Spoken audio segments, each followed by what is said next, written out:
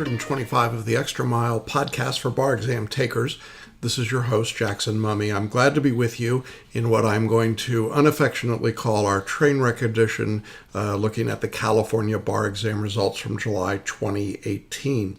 I'm going to do a deep dive today on those California results. They are the worst in history. They are beyond belief, really, of what anything that has occurred previously. And I think it merits some deeper discussion. And I'm going to talk today as well about 5 things I think should be done to improve California results that I think the examiners can do. In other episodes, we'll talk about things that we're doing with our students to help them prepare and pass the exam. But I thought today I'd talk systemically about some things that I think are structurally unfair and need to be changed. So, if you haven't heard, California results were really, really bad. If you're not taking the California bar exam, feel fortunate. I think there's still a lot of information in today's episode that's going to be useful for you in terms of just thinking about the bar exam generally, but this is obviously pretty California-centric today. Before we jump into our discussion of those California results, a couple of housekeeping details. First of all, we want to wish all of you a very wonderful and happy Thanksgiving, no matter where you are and what you're doing. We do have a special video for how to study over the holidays. It's one that's gotten a lot of reaction over the years, and I recorded it before the Memorial Day, July 4th holidays a few years ago as an update, but it applies around Thanksgiving and Christmas and New Year's and the winter holidays as well. And we're going to link to that in our show notes, so be sure to check that out. It's a fairly short video, but it's a good one to watch before you go to the Thanksgiving dinner table. So we got that coming up. I also want to welcome all of you to the podcast. If this is your first time with us, we're glad to have you here. We prepare these podcasts in a couple of different formats. If you would prefer to watch the video, you can do that by going to celebrationbarreview.com/225. That's the episode number. You can watch the video, and then you'll see the show notes right there as well. If you prefer to listen to the podcast, you can do that on Apple iTunes or Spotify or iHeart. You've got a lot of different choices, and I think we're syndicated in more places than that. And again, there are show notes there as well. And then all of our prior episodes are available on our website under the tab that says podcasts. You can check that out going back to our very first episodes. So different ways of getting the information, whatever works best for you. We're really glad you're here. We appreciate you taking time out of your day to find out all things bar exam related. Now, I do want to invite all of you that are watching or listening today to a special live training that we're doing on Thursday, November 29th. This webinar, this live training, is titled Do Something Different. Make the next bar exam your last bar exam. It's a look at the 4 steps that successful bar takers follow in order to pass their bar exams. We'll be using case studies. We'll take you step by step through the things that you have to do. It's really valuable, and we've had thousands of people go through this training, and I really encourage you to join us if you haven't been through the training. And it's completely free. All you have to do is register in advance, and you can do that. There are links on the show notes pages for the video and audio, or you can go to our website at celebrationbarreview.com/webinar. So that's /webinar, and sign up there.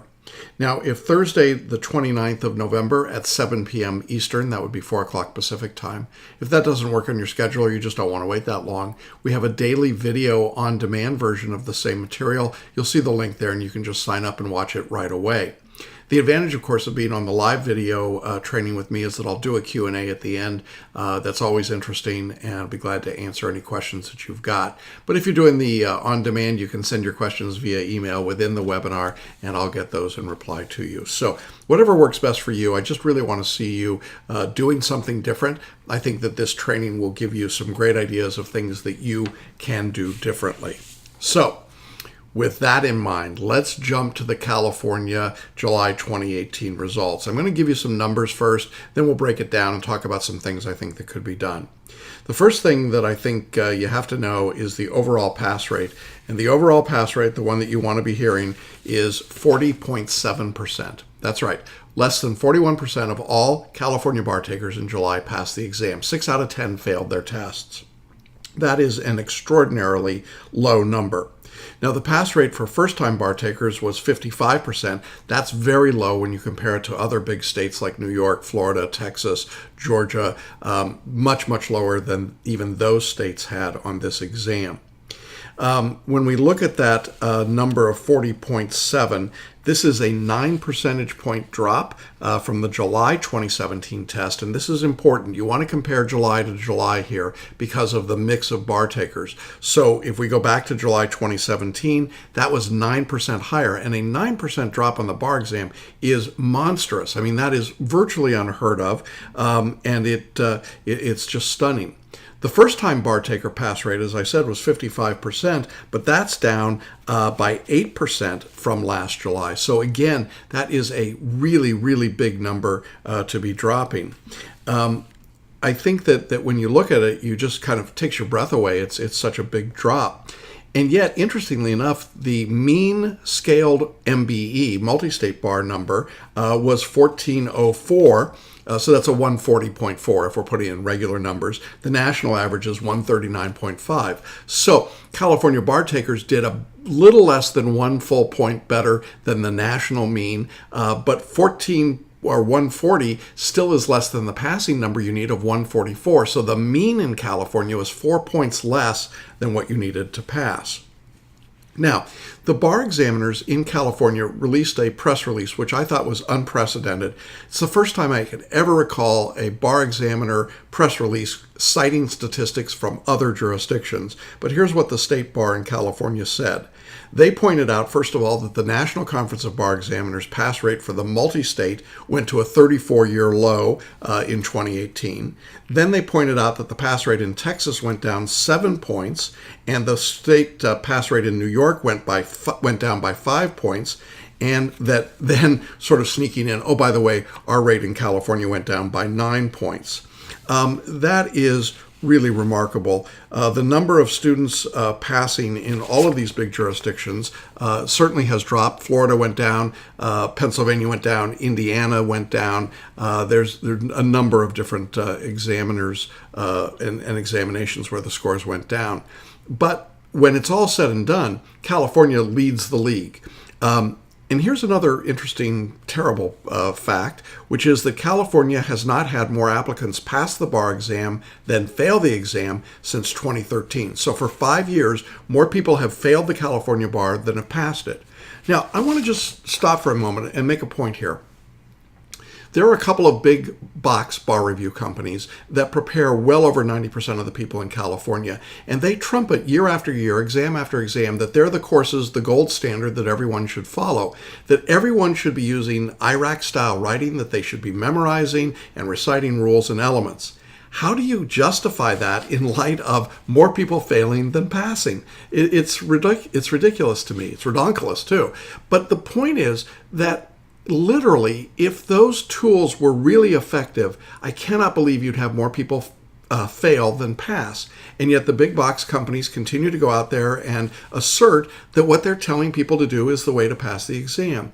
And frankly, I think at some point, bar takers have to look up and say, wait a minute, something's wrong here. You just can't keep telling us that this is the way to study when most people are failing. And so I think that finally we may be coming to a point of, I think a tipping point or an inflection point where bar takers are going to start to look up and say, wait a minute, what you're telling us to do, the way you're telling us to traditionally prepare is not working. And now for 5 years, 10 exams in a row, it has not worked at all. Now, what did the bar examiners say about this? Well, they made an interesting comment. Leah Wilson, who's the executive director of the State Bar of California, says, "We're troubled by a low pass rate, and we're working to better understand the reasons behind this national trend." First of all, it may be a national trend, but you're the ones leading it in California. And secondly, if you're troubled by the pass rate, you can change it. So I think that it's really a disingenuous statement, candidly, and I think it's a patronizing statement, and I was really surprised to see that. Ms. Wilson goes on to say that over the last 18 months, they've conducted 4 distinct studies to determine if the passing score in California is appropriate and the content valid. And then she says, while these studies did not suggest that changes should be made at this time, which is not entirely true. Some of those groups did say, in fact, changes were very much required, but they said the State Bar takes seriously its commitment to ensuring integrity and fairness in the admissions process. And then she goes on to say, we've launched a California attorney job analysis study to collect information about the knowledge and skills that entry-level attorneys need, as if they didn't know that information previously or haven't known it over the past years. And she says the job analysis will form the basis of a new review of the exam itself to ensure that the exam is relevant and testing what's needed. But then that study is currently expected to be published in December of 2019, which means it would have no impact until maybe 2020 or beyond. In addition to that, the California bar examiners did something called the Productive Mindset Study, which was a very minimalist attempt to do what we've done at Celebration Bar Review for years, which is to work on mindset. And I'll be interested to see the results. It's the right idea, but it's a it was a very thin effort. A couple of emails is not really enough to change somebody's mindset, and I don't expect much to happen there. Well, let's break the numbers down a little bit further in California. I know the news is bad. We'll make it a little bit worse. The overall pass rate was 55%, but that doesn't really tell the whole story. The pass rate for repeat bar takers was 16%. That's right, 16%. That is stunning by any measure that we've ever seen. When we get to repeat bar takers by category, if you went to a California ABA school and you're a repeat bar taker, your pass rate was 22%. If you went to an ABA school out of California, repeat bar takers' pass rate was 12%. If you went to a California accredited but not ABA accredited school, the repeat taker rate was 9%. And if you went to an unaccredited fixed facility or correspondence or distance learning, your pass rate was between 6 and 10%. And then all others, which means foreign attorneys, 16%. So when you put that together, that total of 16% is absolutely a mess, and it's as bad as it could be. What about for first-time rates? Because obviously the first-time takers, that's a big group. If you're a California ABA student, 64%. Not great, but comparable with a couple of states, I think. If you're an out-of-state ABA student, it was 58% for a first-time pass rate. And those two numbers are not bad, but then it really drops off the cliff. Now remember, we're talking about first-time takers here. For California accredited, not ABA, first-time pass rate students, 16%. So if you went to one of the California accredited schools, that first-time pass rate is 16%. That is absolutely unacceptable. That frankly amounts to a ripoff for the students that went to those schools. And if you went to an unaccredited, either a fixed facility or a correspondence school or distant learning, the pass rate there ranged from 11% to 23% for first-time takers. So again, absolutely a miserable score, and those schools are simply not producing students that are passing the exam. And then for foreign attorneys, 31% for first-time takers. That includes attorneys' exams. Of the 500 plus attorneys who took the one day of the exam, a total of 32% passed. So that's what we've got there. That just about mirrors that foreign and other attorney requirements. So that's what we see. There were 8,000 plus applicants in the exam. 5,100 of them were first-time applicants, and almost 3,000 were repeat applicants. So that gives you a sense of the overall numbers and transition. Now, if you want to put this in historical perspective, these scores were a 67-year low. 67%, 67-year low. So older than I am. That is how bad it was in California. Well, that kind of kicks your butt, doesn't it? Some people have asked what was on the exam. Let me just talk briefly about that, and then I will talk about my suggestions to improve the exam. There were 5 essays and 1 performance test. The first essay was remedies. Some people called this a contracts question. It was a remedies problem in contracts, 2 very different things. I think people that tried to treat it as a contracts question probably got dinged in their scores. It was a remedies problem. The second question was California-based evidence, not multi-state evidence or the federal rules of evidence. It was state-specific evidence question. The third question was California and ABA model rules in professional responsibility. Now, this is a topic that gets tested a lot in California. This was interesting because you had both California and the ABA, and you were specifically told to answer under both. So I think that may have caused some difficulty for people. Topic four was Topic four was community property. This was a pretty traditional community property question. There was some discussion about it being too narrow in terms of what it was asking, but this looks a lot like most community property essays and questions that you would see in California. And then the fifth and final essay was constitutional law. This looked a lot like an exam that was given in 2005 in constitutional law, which may tell you something about what has or hasn't changed in some areas of that topic. But it was also, in my view, a pretty straightforward question. These were not outrageously hard essay questions, and I want to make that point because I know there are going to be some people that say, oh, the questions were incredibly hard. I don't think that's true. If I slipped a couple of these questions into a bigger body of questions from other jurisdictions like Florida or Georgia or Texas or the UBE, I'm not sure, other than the length of the question in some cases, that you would know the difference. It's simply not all that different and not that much harder. And that's significant because if the questions themselves aren't harder, then what's causing this result? And I'm going to come to that in a minute. But that's what we had in the essays. The performance test was a 90-minute performance test, looked really just like a multi-state performance test. It was a persuasive brief to the court. There was nothing particularly unusual in terms of the length or the focus or the difficulty of the problem. It could, again, be put into a multi-state performance test listing and you wouldn't know the difference at all. So again, I think relatively straightforward. But in the scoring of the California exam, the performance test was worth double its weight. So important that students be prepared for that. So that's the analysis of the California exam. If you're a California bar taker, you probably know all of that, but that's the information that we have. All right. Well, I want to transition now to something that I think is probably more widespread. And if you're not a California bar taker, I think you're going to want to stick with me because I think that this could apply in a lot of different settings.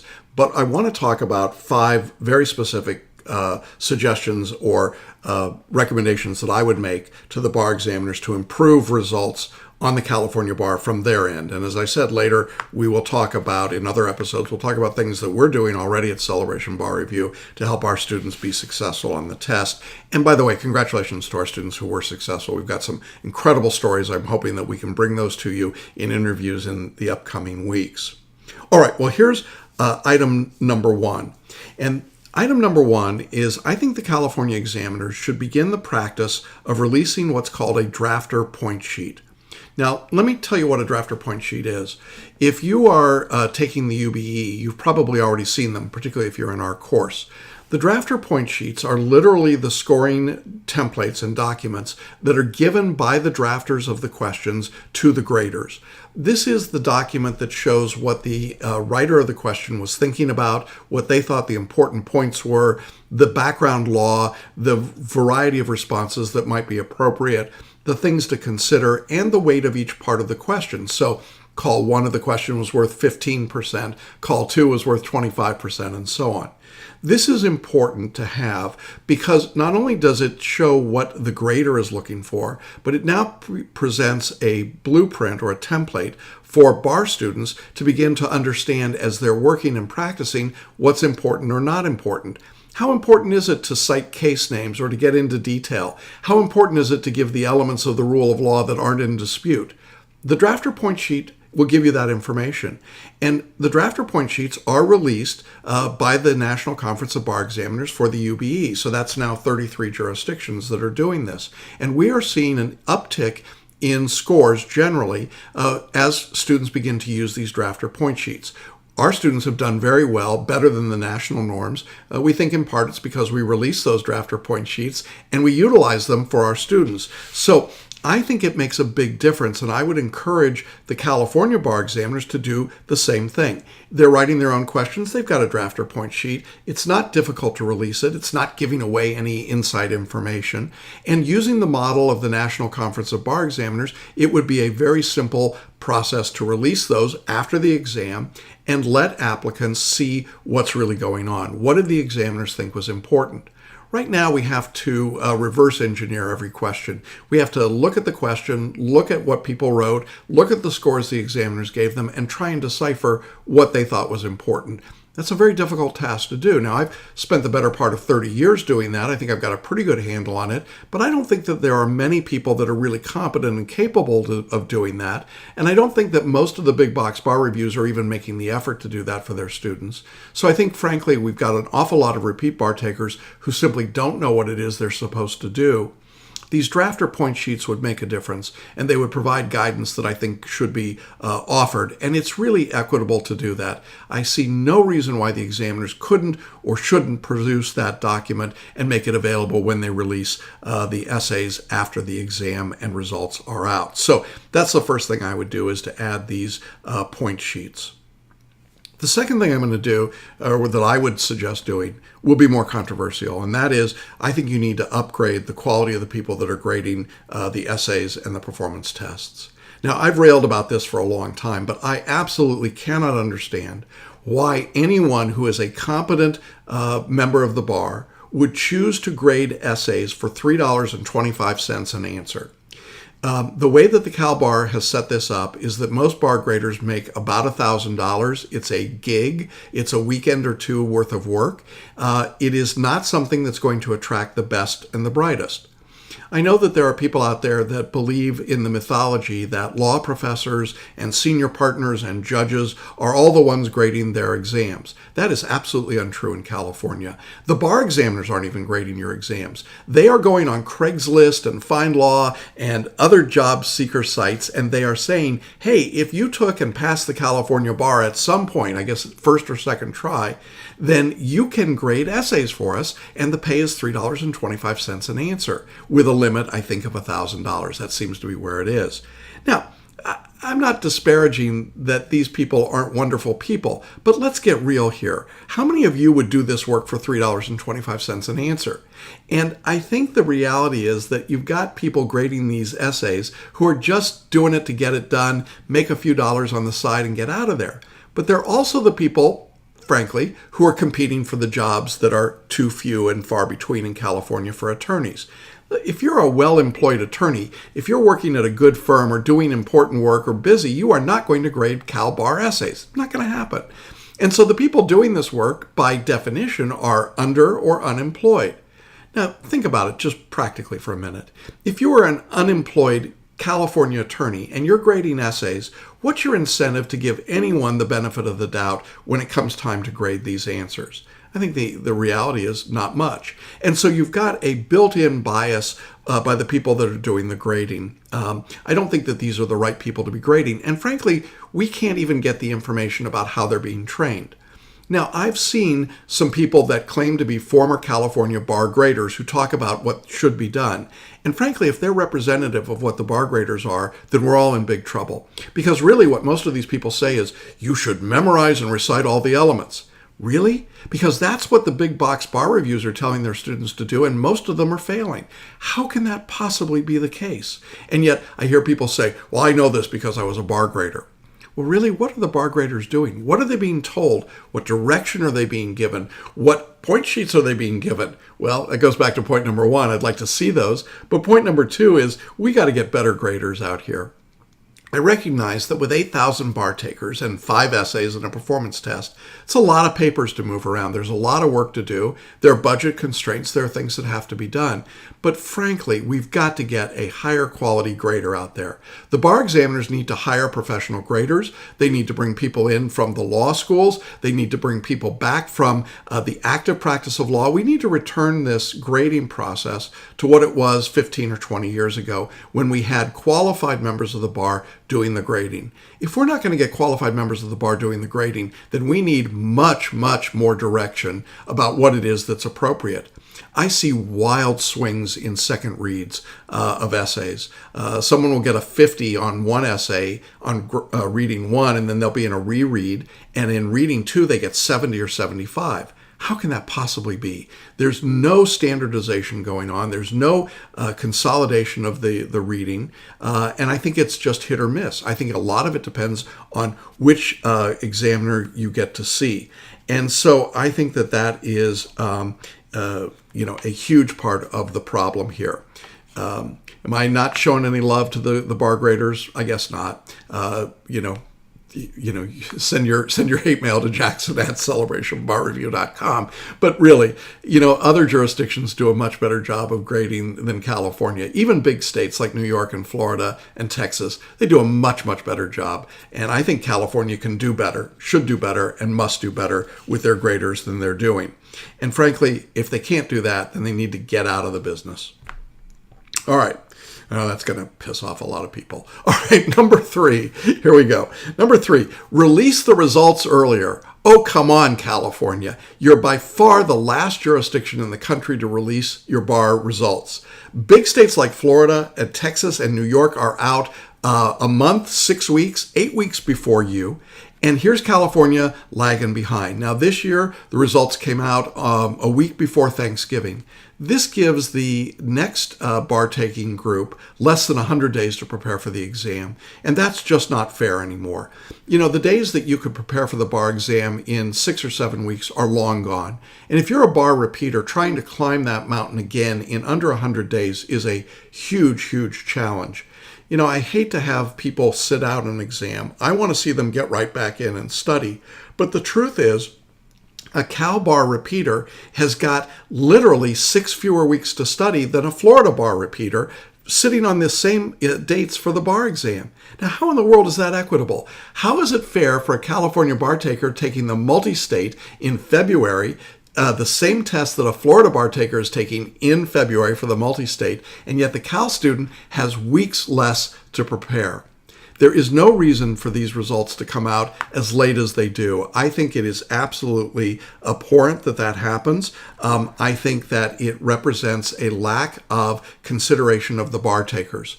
If you need more people, hire more people. If you got to work faster, work faster. I mean, you're not doing a great job already. I've said that in item 2. I mean, couldn't you go faster and still do the same poor job? At the very least. I think this idea of being the last state to release results is really become a point of perverse pride in California, and it's got to stop. There's no rational reason for it except that the California examiners are wasting time.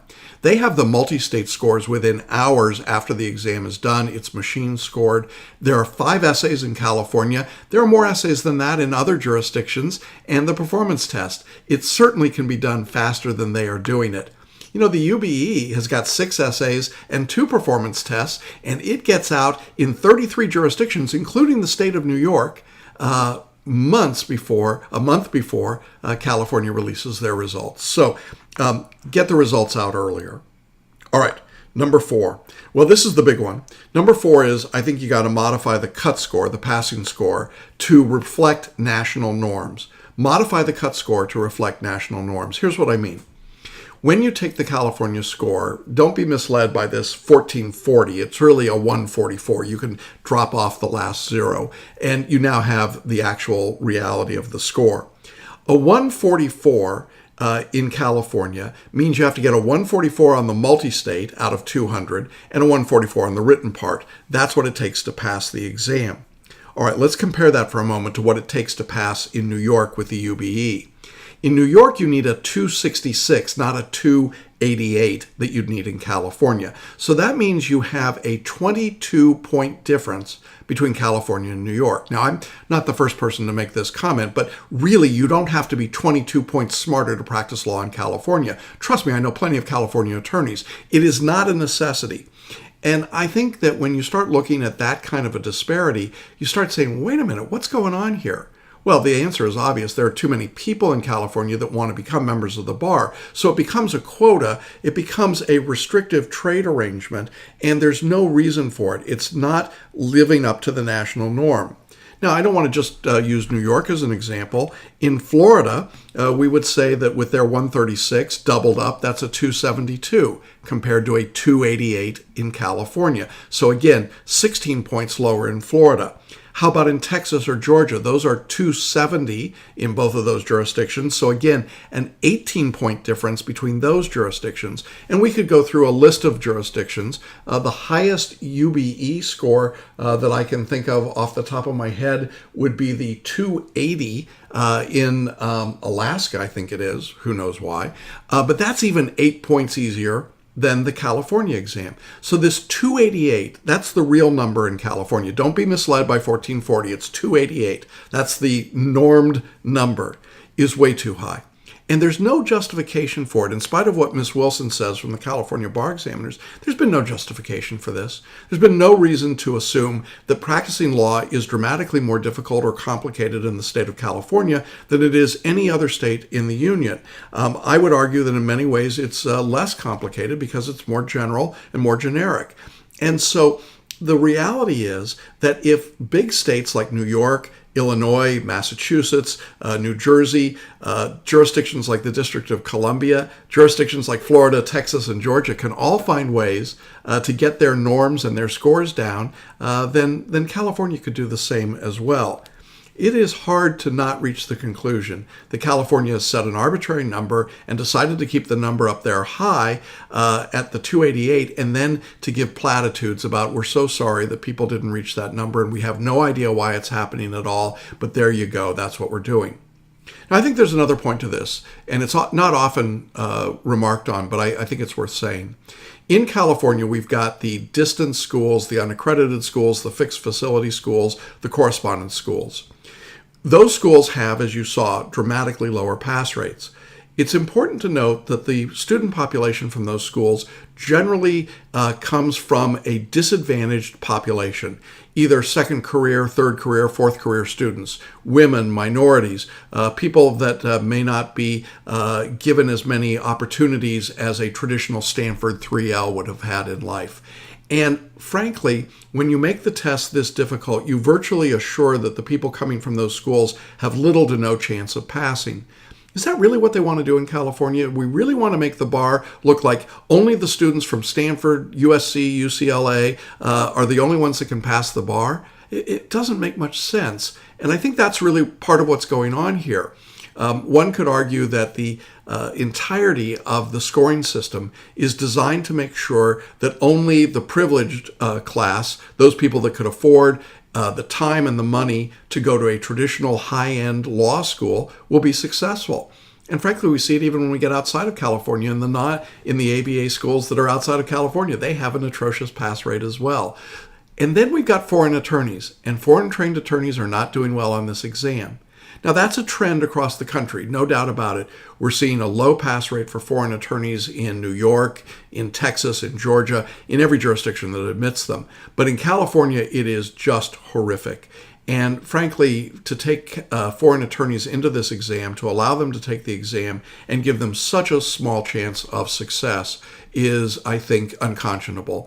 And therefore, it's really important that there be an honest and open acknowledgement that foreign attorneys are going to have to put in a lot more time, a lot more effort. They're going to have to be much, much more fluent in English than I think many of them are, if they're going to have any chance at all at a 288 score. So my advice to you, if you're a foreign trained attorney or if you went to an ABA accredited school, is don't take the California bar exam. Go somewhere else, get admitted somewhere else. And we've talked about that elsewhere. But if you went to an ABA, California only accredited or an unaccredited school, or you're a foreign attorney and you can only sit in California, well, then you've got a tough road ahead of you. And until the examiners modify this cut score, it is going to be a stacked deck, frankly, across the board. And then finally, the fifth thing, which is sort of a catch-all, is I think that the examiners in California play hide the ball. I've said this in terms of the drafter point sheets in point one, but I mean it in a different way. What happens in California is that, as I said, the examiners get the score sheet from the multi-state almost immediately. They know what your score is on the multi-state. And you can statistically model with pretty close accuracy how someone's going to do on the overall exam based on their MBE score. What I mean by that is if you got a 120 or a 125 on your multi-state as a scaled score, and remember you need a 144 in California, the odds of you passing the overall bar exam go down to almost zero, maybe 2 or 3% based on those statistical models. Well, the examiners have that modeling. They know that the people that get low scores on the multi-state will not pass. Now, in some jurisdictions, like Georgia, if you don't reach a minimum threshold on your multi-state, they don't even bother to read your essays because, frankly, what's the point? And they get their results out a little bit earlier because they don't have to read all those essays. But in California, they play a disingenuous game. They pretend to read your essays, and they pretend to grade them as though it was completely a blind grading. I don't believe that. And I've seen no evidence to prove that that's really what happens. Here's what I think actually occurs. Those applicants that are within the reread range, which would mean about a 139 up to a 144, their essays will be grouped together and be read by a group of graders who have fewer essays to read in a period of time. It's a subtle way of signaling to those graders that these are more important essays and the reading needs to be more careful. Now, if you were in that low group, let's say you got a 110 or a 115 or a 120 on your multi-state score, your essays are put into a stack and given to a grader who's got a whole lot of essays to read for that same period of time. And the implicit message there is these people won't pass. Why? Because they won't. And therefore, you can read it and grade it however you'd like to. And so what you see is a lot of 50s and 55s. Now, occasionally these days we even see 40s and 45s, which is amazing to me. But what that means is that the graders are just doing a quick, I get my $3.25. Let me just do this. I'll take maybe 2 or 3 minutes to read it. I know this person isn't going to pass. And because of that, what we get is this misleading view of their work. It could be that low-scoring MBE student actually does better essay writing or performance test writing. It is very unlikely that we will see that, however. I have looked at hundreds and hundreds and hundreds of California bar scores over the years, and certainly over the last 10 years, and I can tell you for a fact that there is a correlation between the MBE score and the quality of the grading that we see on the essays and performance tests. This was true in the 3-day exam. It's still true today in the 2-day exam.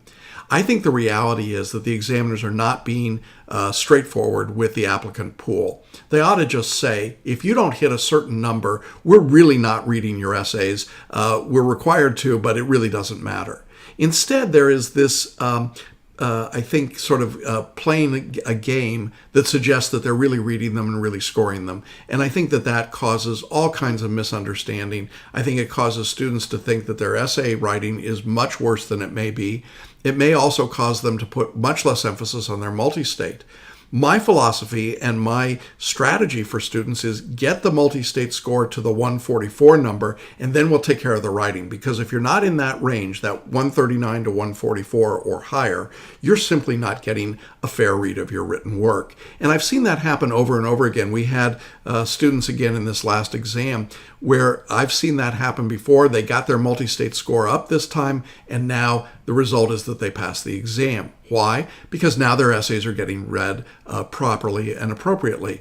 And I know that this is really frustrating in part for attorney applicants because they're the ones that say, well, wait a minute, what happens to us? Well, you're imputed a passing score, so I think you get a better read than some other folks, but I don't think you're getting a great read. In fact, I think many of you that are attorney applicants may be more qualified than the people grading your essays, and I think that's part of the problem here. So when we look and break down those numbers, I think we see consistently that people that could be passing in other jurisdictions should be passing in other jurisdictions. I mean, if you got a 260, but not a 288 in California, you could have passed. You could be admitted to the bar in some other jurisdiction. And if that's the case, you ought to be thinking about doing that instead of sitting for the California exam, if that's an option for you. So I guess what I'm really saying here with this fifth point is I think the examiners are not being forthcoming, and I think they need to be. I think they need to point out what they're doing and then acknowledge that if you're not hitting a certain mark, whatever they think that is, that they're simply not reading your essays and performance tests with much clarity. Well, I am not going to make any friends in the great state of California with this podcast episode. I'm sure that there are examiners and big box bar reviews and probably a few big box law schools that would prefer that no one ever say these things, that there be no discussion, that we just continue to go and do the same old thing and get the same old results. I hope you can tell by now that I don't think that that's appropriate. It's not what should be happening. It's not fair. It's not equitable. And for those who are taking the California bar exam, who've put their time and their energy, their money, their lives on hold to pass the exam, they deserve to be treated fairly. Now, it's our mission and our goal to help those people, to get them over the line, to do what we have to do. That's why we offer training like we're doing with the Do Something Different, Make the Next Bar Exam Your Last Bar Exam, because we know that there is a way to help people who've been unsuccessful pass the exam. Even when they've been unsuccessful many, many, many times, double-digit failures, we can help you get through the exam. But we do it in part by being honest and open-eyed about what's going on. I think closing your eyes and assuming that everything's okay, that we just don't know why people aren't passing, that's crazy. We know exactly why they're not passing. And I don't think it's because they're less competent or less industrious or less intelligent or less capable. I think it's because the exam is stacked against a lot of people. I think it's graded ineffectively and inappropriately. And I think there's a lot of misdirection that's going on, a lot of attempts to make it look one thing when it's really something else. So those are my thoughts and ideas. Put them out there. If you've got comments, I would love to hear them. I imagine there will be some comments to this episode, and I'll be glad to share those in upcoming episodes. So feel free to email me or comment in the show notes or let us know. We would love to hear from you. Our Facebook page is Celebration Bar Review. Feel free to jump onto the Facebook page and let us know your thoughts as well. If you're sitting for the California exam and you failed in July, you need to make a decision and move forward quickly. As I said, there's very little time here, and we would love to work with you. We'd love to help you and help you find a way to pass this exam. Don't give up. It is difficult, but not impossible. And I think when you've got a course and an approach that recognizes what the exam is really testing and helps you deliver that product in a wide open, eyes open environment, that's the best chance that you've got for success. All right, well, that's our episode for this week. A little different episode. I hope that those of you that are not California takers stayed with me. I could say a lot of the same things about other states, but you can see this is the one. These guys are pretty crazy. So I wish everybody the best. I hope all of you have a wonderful Thanksgiving. Please don't bring your bar review books to the Thanksgiving table. It's a bad idea. Enjoy your turkey or whatever the festive meal is, and then you can go back and study when you're done. And we'll see you again next week along the Extra Mile. We'll have more great information, I hope, for you. I'm sure we will. And interviews and discussion, and look forward to seeing all of you then. Take care, everybody. Bye-bye.